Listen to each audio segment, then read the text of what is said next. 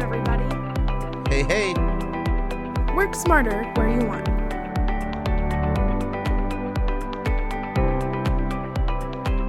This is learning at its most fun. All right, welcome everybody to another one of our Redtail practice management webinars. The goal of these practice management webinars is to bring in an industry expert to give you strategic ideas to focus on your practice management, to focus on best practices. So this is not going to be a nuts and bolts CRM, how-to, point-and-click type training. It really is more focusing on ideas and strategies and hopefully giving you some action items that you can take back and start thinking differently about how you're going to do things in your office. With us today, we have Adam Cmejla. I've been working with Adam for a long time, it feels like. I've been doing this for 9 years. He's been doing this since, you've been in the biz since 2007, right? Yep. About 12 years now, 12, 13 years. Exactly. And I mean, in our time working together, I've seen how much that you've enjoyed working on the business as much, if not more than working in the business. Adam, his particular blend of process improvement expertise, as well as that first person experience in running multiple business models of a financial practice, it's given him a unique perspective on how to empower other advisors such as yourselves and your teams to quote unquote scale special in their firms. So since 2015, he's helped firms of all sizes, all business models. He's helped them systematize their processes by helping them customize his workflow system to their unique needs, your unique needs. And like I said, I've been working with Adam for at least the better part of the past 5 years, probably longer, although I have a terrible memory. I remember, I think, Adam, it was you and I who presented at the eMoney conference one time in Southern California. It was eMoney, and then I think we did a Laser app, app conference in Vegas, and I think we both shared a way bigger meal than either of us needed before embarking on a long flight I do remember after that conference. That was a good time, man. And I'll tell you, honestly, to the people on the webinar, to the people who are watching in the future, there are very few people in the industry who understand the importance of systemization as well as the actual power and functionality of the workflows in Redtail like Adam does. So I appreciate that. I love working with him. I'm happy to have him on the call today. And Adam, for the most part, man, the floor is yours. I appreciate it, Rick. Thanks so much. And again, a pleasure and a privilege to be collaborating again. I think we can say like we're OG, aren't we? I think we're at that point right now in our relationship. So, I think so. Yeah. And again, we'll just dive right into it. Thank you, everybody, for taking time to be on today's webinar. Well, what Rick said, I do want to emphasize again, this is not going to be your 100 level type Redtail training. We're going to go into this with the assumption that everybody here knows how to navigate the ABCs and 1, 2, 3s of Redtail. This is going to be your 300 and 400 level courses, if you will, as opposed to just the nuts and bolts of Redtail. But I want to kind of manage and set expectations before we dive into the details of what I wanted to share with you all here today. Is that, like Rick said, been doing this now for 12 years, came into this from the pharmaceuticals perspective, in the sense that when I was working in pharmaceuticals as a quality assurance engineer and a QA associate doing root cause analysis, we were always trying to cure the disease instead of mask the symptoms.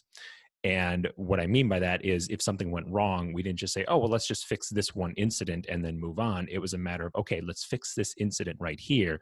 But now let's also go back to the process and figure out what happened in the process so that we can eliminate that step from happening again. And what I have seen happen both in my own firm, so I've been in 3 different business models, the latest one right now as a standalone fee-only RIA here located on north side of Indianapolis, been in the independent BD route, was in a quote-unquote captive environment as well, where I started out back in 2007. Whether it's a financial services business or any business in general, there's basically the 3 Ps that make up a successful business, right? People, process, and product. And I have no doubt that everybody on the call right here is attempting and wanting to deliver a great product, so to speak, in the form of solid financial advice to the clients that they serve, As a solo advisor, if you are truly one of one, wearing every single hat, including admin and back office support, then obviously you have great people. And if you are a firm that has people around you, that has a support team around you, we also understand that having the best people in the right seat on the bus and having that bus pointed in the right direction, to quote Jim Collins from Good to Great, is also important. But where both of those P's break down is when you're missing that third leg of that bar stool, right? When you're missing the process side of the business. And most of the time, offices and advisors that I have the privilege of meeting, when I ask them, can you tell me in 60 seconds or less who in your office is responsible for doing what? When does it need to get done, and for which client? How do you tell me what that? How do you show me that list?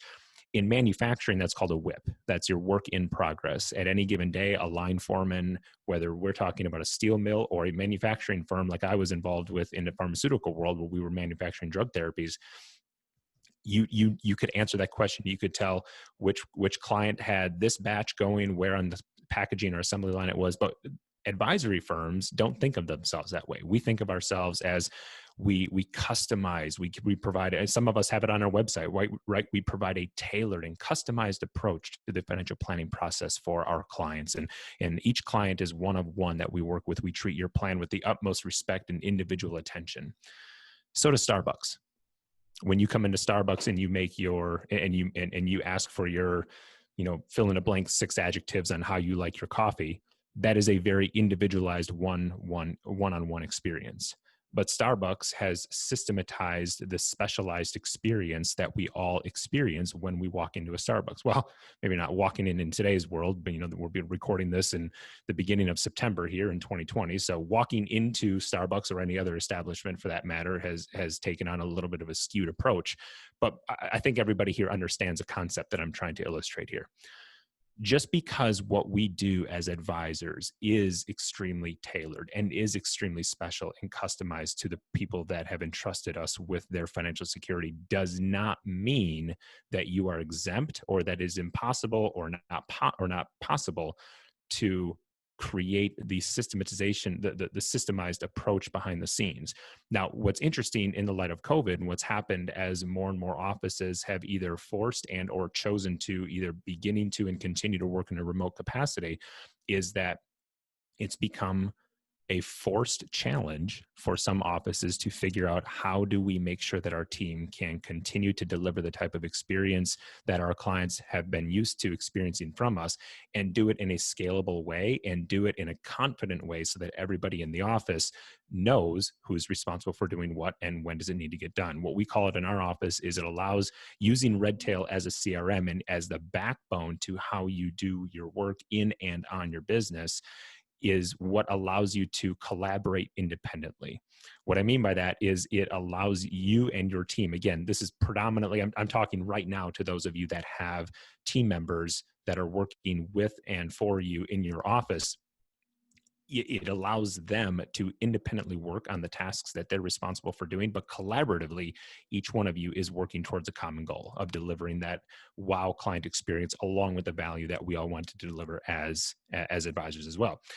But in the absence of having processes, that can be a challenge at best to try and figure out how to deliver. So what I wanted to do here today is demonstrate by basically walking you through a day in the life of and sharing how we would take a potential relationship from key inquiry to, hey, Adam, I found your firm. I got referred to you. I listened to your podcast. I saw what you wrote. You were at a speaking event and we met. Like, I don't care. However someone found us. What I want to do is share with you the evolution of our contact, or not really the evolution, but the lifespan, the timeline of how we treat a contact in our Redtail, in our CRM, from the moment they knock on our literal or proverbial door, through signing a client on, through onboarding, through servicing, and connect the dots on the different pieces of the CRM that we use to help everybody in the firm not only understand what they need to do and when they need to do it, but how do we harvest and harness that data within the CRM. So without further ado, I'm just going to go ahead and dive right in. So what we do in our practice is we drive everybody to our website. Everybody, the first way and the majority of the ways in which both clients as well as prospective clients find us is by going to our website. And so on our website, again, not what we do. And again, we have a very, very targeted niche or niche if you're watching us from across the pond or international. So what we do is we have, again, most people, anybody that's familiar with how we read websites, there's the Z pattern of reading a website, right? We start in the upper left, we go across, we look at the top bar, we have a call to action right here, which will take them through our process. But then they come down to the bottom here. The first thing they can do is schedule the meeting. Once they schedule a meeting, we use Acuity as our online scheduling platform. They can go ahead and schedule a discovery appointment. They go through this entire process. And from the time that they commit to setting the appointment, the next thing that happens is that person is sent into Redtail. Now, how do we do that? And how do we make sure that we track that process consistently? We use Zapier as a way to connect some of the automations behind the scenes and connect the different pieces of tech that we use, not extensively, but we have a handful of Zaps that we're using right now. One of the Zaps that we use is going to connect a contact from the time that they schedule that appointment, that discovery call. It's going to do two things for them. Excuse me. Rick, you said you were taking your first drink of coffee. I'm past coffee and on to water now, so excuse me. Nice. Difference between East and West Coast, right? It's true. So once someone goes ahead and schedules that appointment, we have two different Zaps that come into play. The first Zap goes ahead and creates a contact in the CRM. So that person is automatically added into the CRM. The second thing that happens is we have a Zap that will create a new activity in Redtail, and it will show up on the dashboard for our office. And that activity prompts us to go ahead and attach one of the workflow templates that we have. So let me pull up my screen here and show you. We have, I believe we're at like 65 different workflows that we're using as it pertains to tracking everything in the business from the moment someone lands in our in our prospecting funnel all the way through candidly death of a client. So that entire time is documented here from a practice standpoint. So when we look down into our prospective discovery process, so once that person ends up in our system, the first thing that we do, let me pull up this other screen here and pull up my sample client. This is what's going to be loaded into the CRM, right? We're taking the information that was sent into Acuity that'll all pre-populate into Redtail here. Candidly, the only thing that populates into Acuity or into Redtail from Acuity is going to be phone number and email address. We add this after we get information from the client. Now, the next thing that I said will happen is that we will have an activity that will also be populated for this client that will tell us to add the onboarding workflow for this client. So the way in which we do that, again, we're going to go in here, we're going to do our drop down by adding the prospective discovery process. It's assigned to client service. We have our target dates listed down here before. We're going to create the new workflow. And now what this process does is it will take us through the step-by-step process of how we view the onboarding process. I want to be careful with words here. This is not onboarding a new client. This is taking someone through the dating period, if you will, from a prospective client process. So we spend a fair amount of time with prospects before they say yes to becoming a client. Most of us on the call that are screening potential relationships, we want to make sure that it is a mutually beneficial, good fit. And so we do spend a fair amount of time going through that process. But as you can see, the benefit of utilizing workflows in a way to do this, complemented by having the activity prompt us to doing this, is how we make sure that that every relationship gets the same experience every single time they come into the or that every new person experiences the same thing every single time. One point that I want to make here as it pertains to scheduling, because I usually get this question as well, is if you are using some type of online scheduler, and I want to be careful not to go off on a soapbox or a tangent, Rick, because this is one of my biggest pet peeves now, and not really pet peeves, but it's just something that I wholeheartedly believe is table stakes in our business now. You need to have an online scheduler. I absolutely 100%. You will never. I have yet to hear an argument. I've been talking with advisors for years now. I have yet to hear an argument posited that says, that has me say, oh yeah, that's a good reason why you should not have an online scheduler. I believe you absolutely need to have an online scheduler. I truly believe, even for those of us that are on the call that only work with retirees, my 70-year-old clients love the ability to just schedule it. You know, they're on Facebook, they're on Amazon, they're on everything on their phones anyway. The scheduling apps are very intuitive online as well. So again, that's the extent of me getting off on my soapbox there. Online scheduling and calendar is absolutely table stakes. What I wanted to emphasize on that, though, is that even if you're using Redtail Calendar to track your appointments, and as these tasks come in to, right, you know, we have a welcome call with the prospect. We do a planned presentation with the prospect, right? This is all before they come on board as a client. Each one of these interactions with the client is still scheduled through Acuity. Even if the client or the prospective client calls into the office to schedule the appointment, we are utilizing Acuity to give them that experience. We're tracking it in Redtail using the workflows, but we're giving them the experience, that same consistent experience, and we're utilizing the communication that comes from Acuity as a way to scale special, right? To deliver that specialized message for that appointment to the prospective client. So another way to think about utilizing online scheduling as a way to up-level the client experience alongside the value that you look to deliver as an advisor.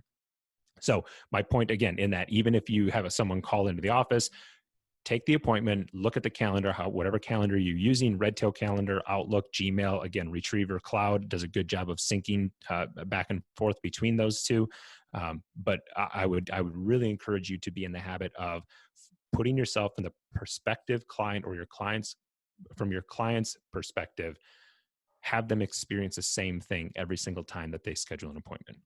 So what we do as we're going through this process is we're dancing, we're deciding whether or not they're going to be a good fit for us. We are always going through each one of these steps and going through the individual tasks that are associated with this.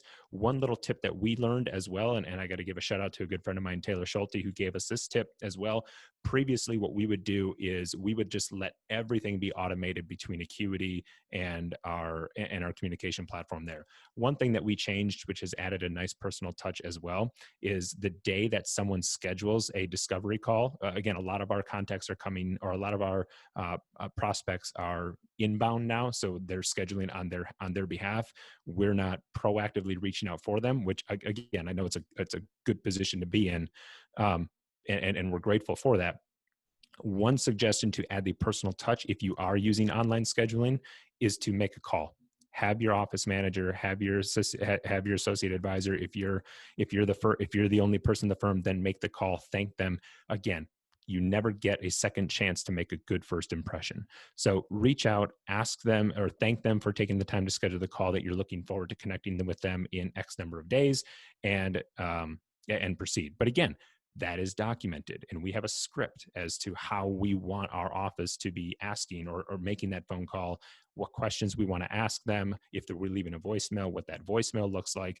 All of that is, again, where you can utilize workflows and activity templates, workflow templates and activity templates to systematize how you show up in someone's life. The system is the same. The script is the exact same, but that's your perspective. From their perspective, they're hearing it for the first time.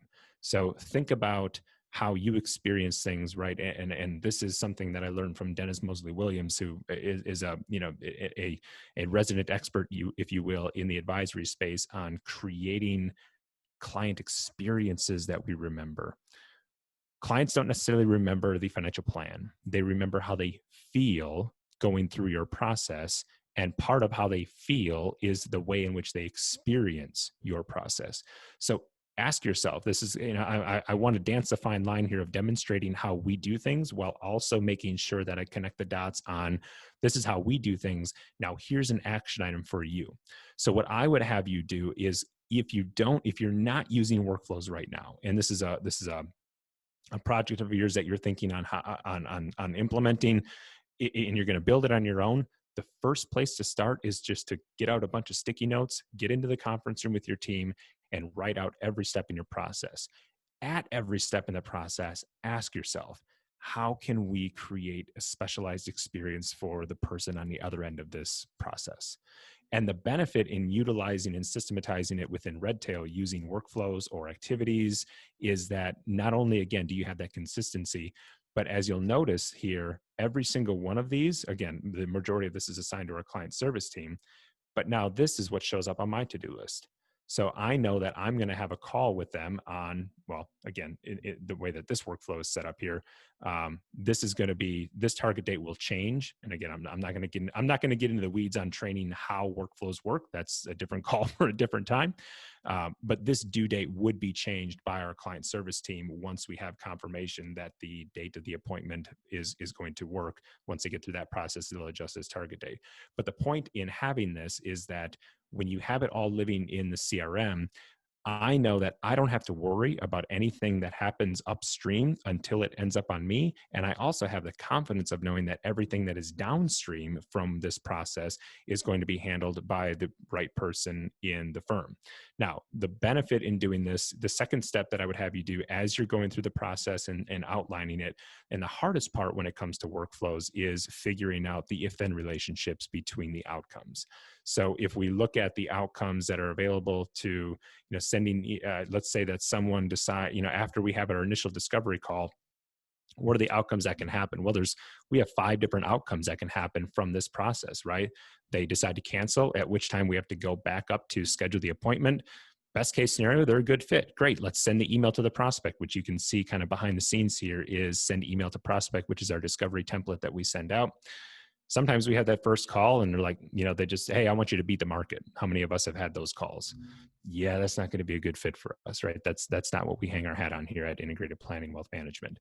So there's a couple of different ways in which you can get out of the workflow here. And again, prospect cancels the appointment. The reason that we have this one up there as complete workflow as well, you might say that, well, it's the same thing as this one. Well, sometimes they can call up and say, and we've had this happen, on second thought, I'm just not ready to move forward right here. So can you just cancel my appointment? Great. We can document that and then complete the workflow. So what does this mean? How does this apply in practicality with Jonathan Doe?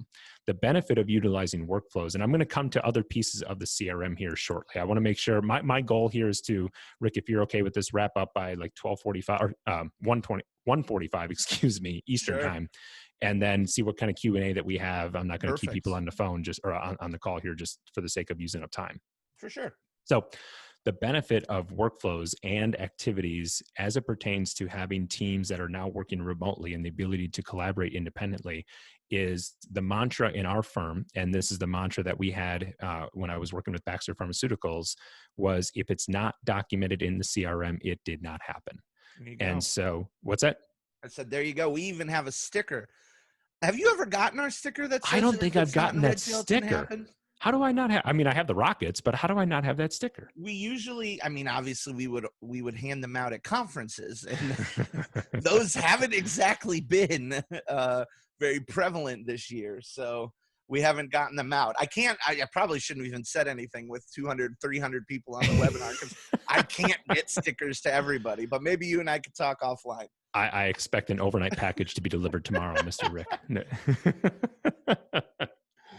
It's hilarious. But no, it's true, right? I mean, if it's not, because how many times have you had it happen? And how many times have you had it happen where, let's say someone in your office was responsible for doing something for the client and they did it and then they didn't update the CRM or they didn't copy someone else in your office. Like the worst thing that can happen, in my opinion, from an efficiency standpoint in an advisory office is the dreaded reply all email. Like, or where you're copying your team members just to let them know that you've done something. That's not in my opinion, that's not a very good look from a prospective client or a client's perspective, or from a prospect's, I got to stop saying prospective client or prospect's perspective because it's a little tongue twister and alliteration there. So, I think the message should be sent to the original or to the intended recipient and no one else. And so, but what can happen in the absence of updating in the CRM, who did what, when did they do it, and for which client?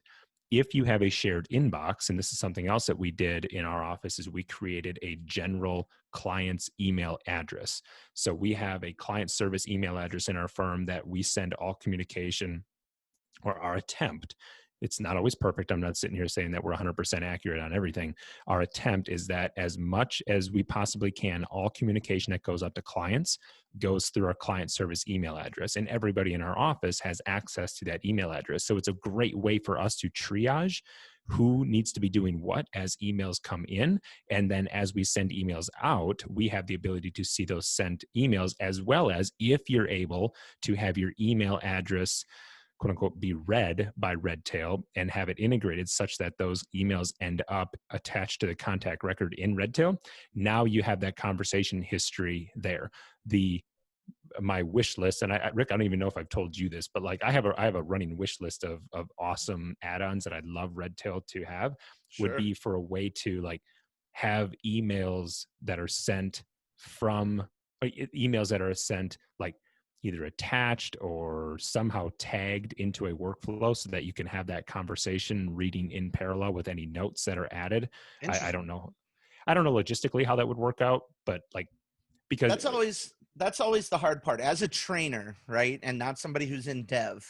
I always look at feedback, not this necessarily particular piece of feedback, but I always take feedback and I think about how I would walk into a car dealership and say, hey, you guys should make a car that runs on grass clippings.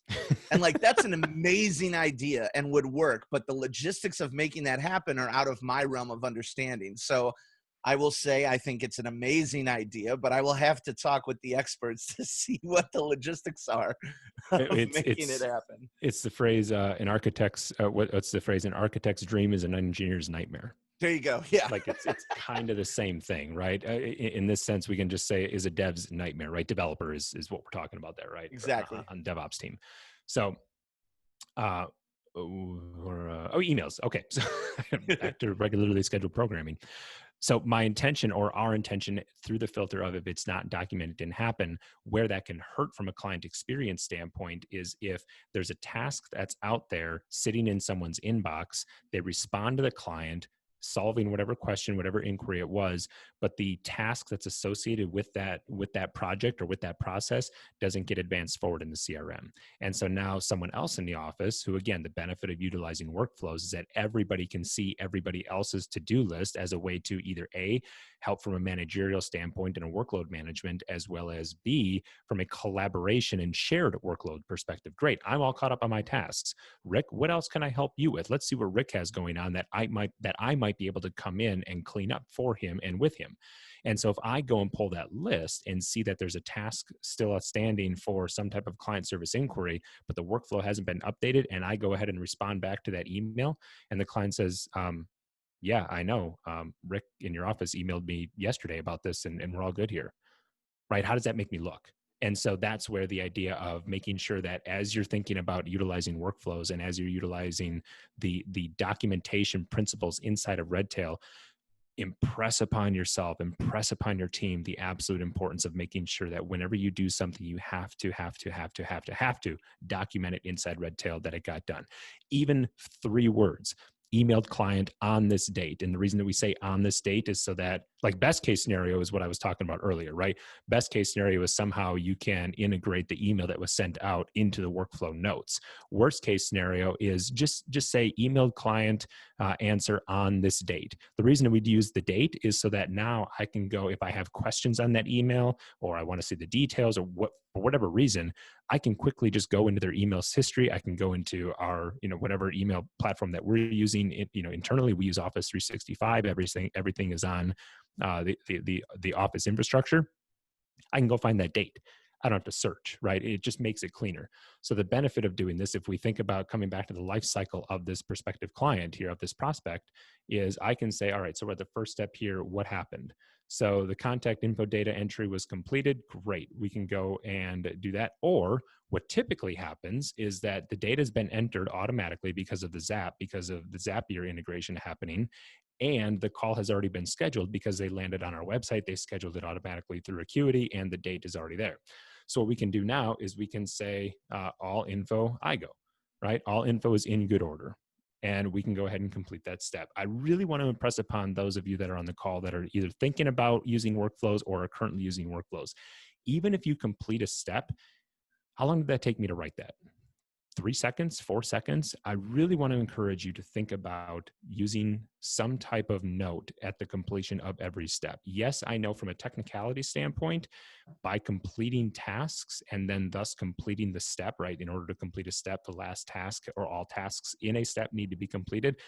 I know that if I don't document a note right here, we are assuming that everything got done. But it's still just a bit, right? It's muscle memory. It's just a habit of taking one less thing that you have to think of.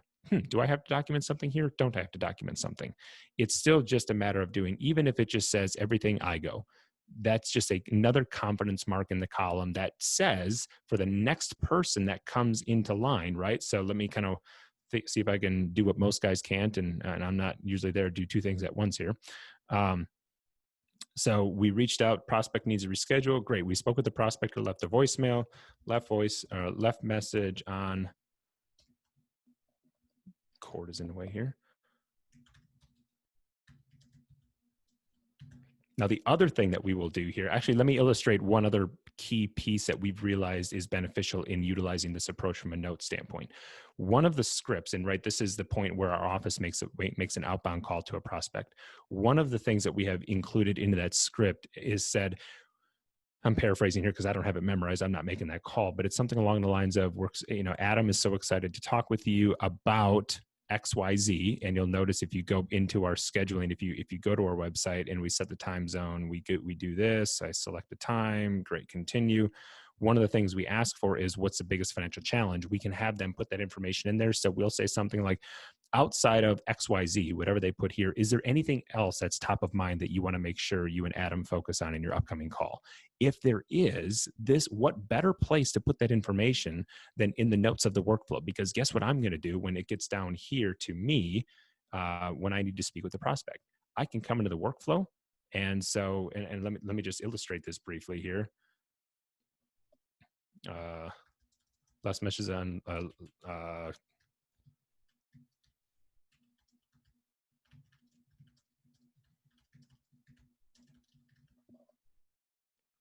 so now we fast forward. I'm taking my office manager's hat on and I'm putting my hat on.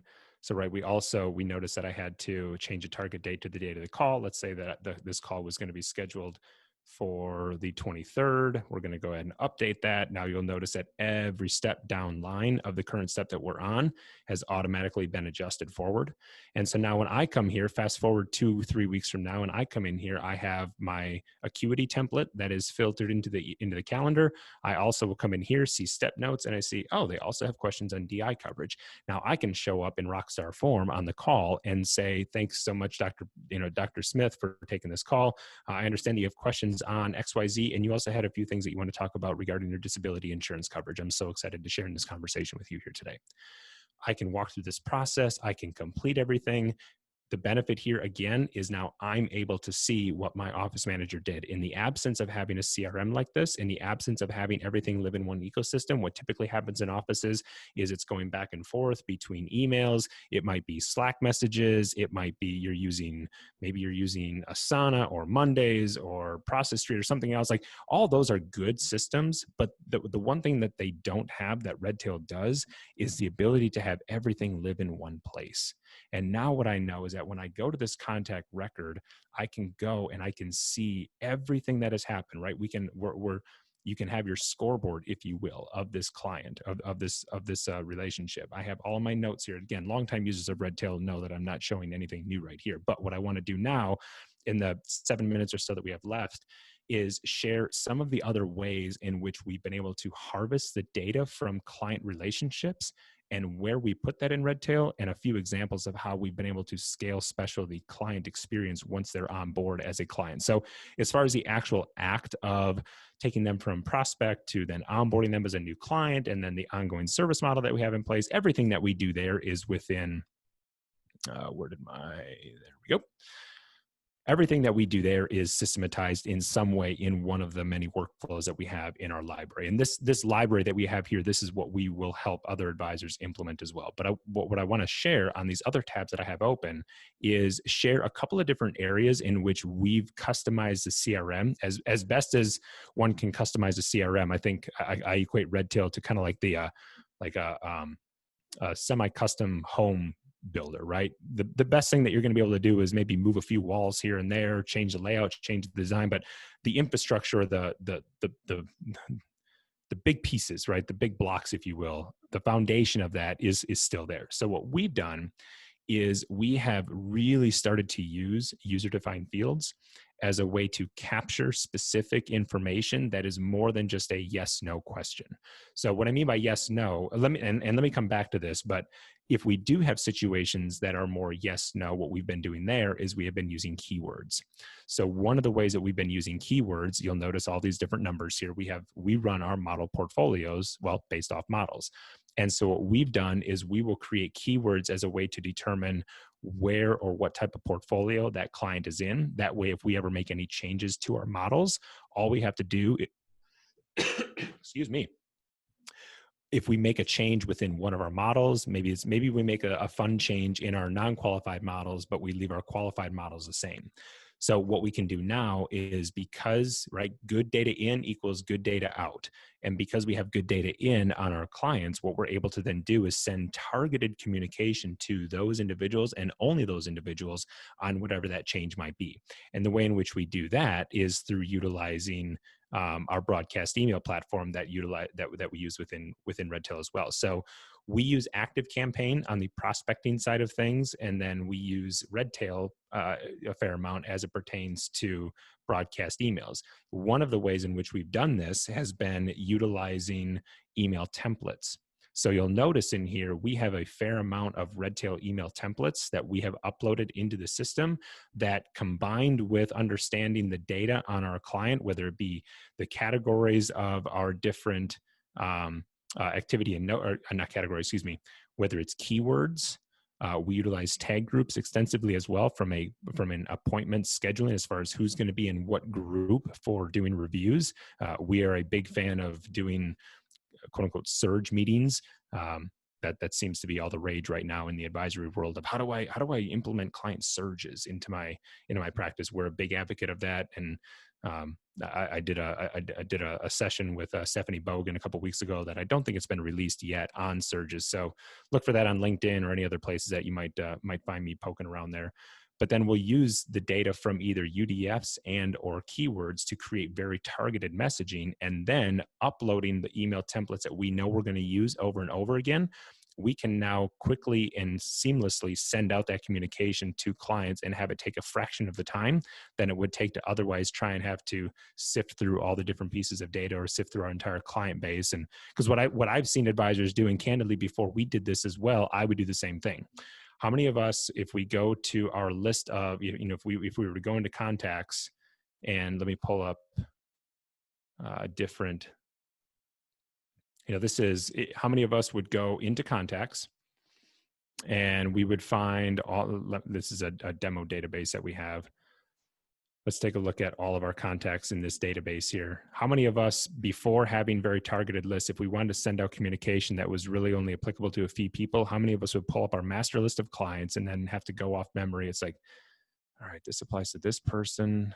No, not them. Yeah, I think this applies to this one, this one, this one. No. Right? Rick, did I hear you sigh? Rough life. That's a right? rough life. But we know there's advisors that do that, right? We Sure. know that that this is the way in which they have to query their client base. But if you go through the process of tagging, either literally utilizing tag groups, such as what we have down here, right? We use multiple different tag groups as a way to determine where and how we're going to meet with those individuals during our various surges, and or utilizing different keywords, right? Whenever we add on a new client, I didn't get into that workflow, but one of the first tasks in our client onboarding workflow is that the advisor is supposed to go into the contact record and select which tags this person is going to be responsible for, or is going to need.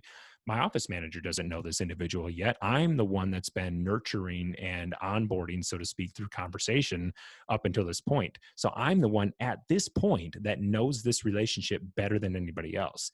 It's my job, combined with the power of the CRM, to, as best I can, figuratively download that information into the CRM and the multiple different areas that we can do that. So I know, based off of our ongoing process, we've done a risk tolerance potentially at this point. So I know that they're going to be they're going to have a 75-25 non-qualified portfolio. They're going to have a 60-40 qualified portfolio, and maybe they have a very conservative, I don't know, ladder bond portfolio. I don't know, a very conservative portfolio. They're also going to be an AUM client. I know we're going to be doing backdoor Roth IRA contributions. They are, we talked about doing some debt, so some debt consolidation. So we want to make sure that we keep them in our debt snowball. They are going to do financial planning, and we know that we're going to be doing Roth conversions as well. And so I can go ahead and now attach all of those different data points to the client. Once we get information back on the client as part of our onboarding process, then we can go in here and through an ongoing planning relationship as we're getting, let me pull up our UDF screen here. Is this one, I believe it was. This is when we can say, okay, they're paying a financial planning fee. How much is their financial planning fee? Are they paying it monthly, quarterly, or annually? Are they on Medicare? Yes or no? Social Security, what's their Social Security monthly benefit? Do we have TD Ameritrade signature verification on file? Yes or no? Do they list, ADV delivery preferences? Have they signed our electronic delivery consent form so that we can send our ADV annual update to them, email, or do we have to mail that to them? All of these different data points, I'm a pilot, so I go and see clients from time to time. What's the nearest small airport? And this is a field that I fill in, right? What's the nearest small airport that's going to be near them that I can swing in and, pop in for a visit if I'm in that area? This is where UDFs, I find, are probably one of the most underutilized aspects of Redtail. And the beauty of it is that you can do pretty much anything you want with it. And this is kudos to my practice manager, Kathy, that pointed this out. The reason that we love UDFs, better than like a tag group or things like that, is that you can build custom exports with your UDFs and have that information feed into one type of spreadsheet. And so as opposed to tag groups, you really can't export anything outside of just, who's in that tag group. So really think about utilizing UDFs as a way to organize and categorize the information that you have on your client, so that at the end of the day, what you do have is that you have your dashboard where instead of having to go, how much is their Social Security benefit? Well, if you're using financial planning software like eMoney, I suppose you could go in there and do that. You could go into their file and try and find their latest Social Security statement benefit that you've received. Or if you have that information in here, you can go ahead and just view this right here. So what we are trying to do is create a scoreboard for our clients. And this is by no means done. This is a big project that we're doing. And the next thing that we're tackling is how do we take business related metrics, because we work with a fair amount of optometrists that own their own practice as well. And so we're thinking about how can we organize the business aspects of their practice. Do we do that in the contact record? Do we add the practice as a separate contact and then do that information in the practice? There's a couple of things that we're kicking around there. So I've danced around a few areas here. I could keep going, but we're coming up on 15 before the hour here. I hope this has been valuable, but I also want to make sure that we're really addressing key questions. So Rick, I'm going to turn it back over to you and see if there's some questions that we can hammer through real quick here. For sure, man. Before I do that, I want to thank you for your time. I want to thank you for giving us a little bit of insight into how you manage your processes. And oftentimes the most effective presentation is just somebody like you showing how you do it. Yep. It's not like, oh, you got to think differently and think dynamically. Think and like, outside the yeah, box. those are good. Yeah.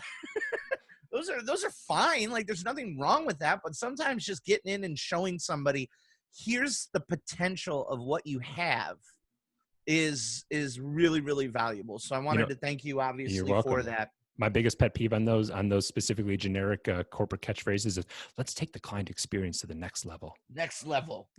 Synergy. What is? Yeah. All right, we keep going.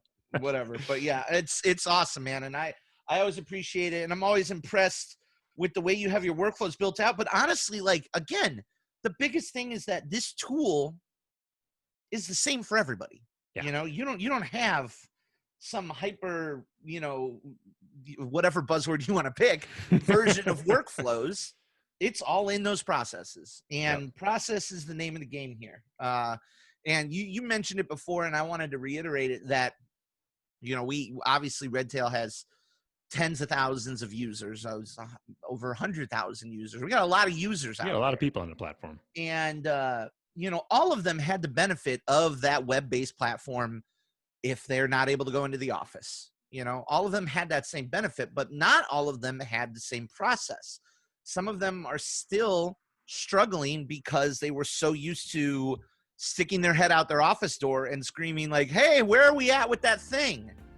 And you can't do that right now for some people, and hopefully we'll get back to the same thing, but that process is what's keeping them afloat. Thanks so much for joining us today for this particular session. If you have any questions, please don't hesitate to give us a call at 800-206-5030, option 3 for support, or just shoot us an email over to support@redtailtechnology.com. Thanks a lot and have a great day.